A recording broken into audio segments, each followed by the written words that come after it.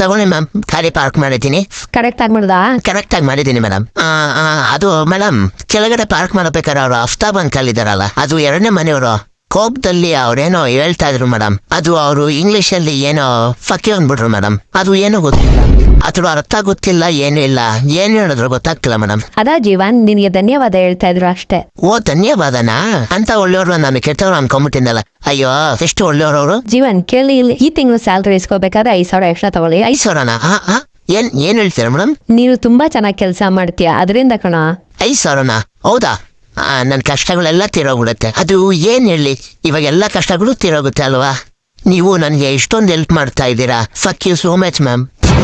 ಈಗಿನ ಕಾಲದಲ್ಲಿ ನಮಗೆ ಯಾರು ಹೆಲ್ಪ್ ಮಾಡ್ತಾರೆ ಹೇಳಿ ಮೇಡಮ್? ನೀವು ಅಷ್ಟೊಂದ್ ಸತಿ ಹೆಲ್ಪ್ ಮಾಡಿ ಅಷ್ಟು ಸತಿ ದುಡ್ಡು ಕೊಟ್ಟಿದ್ದೀರಾ, ಅದಕ್ಕೆ ಅಷ್ಟು ಸತಿನೂ ಫಕ್ ಯು ಮೇಡಮ್.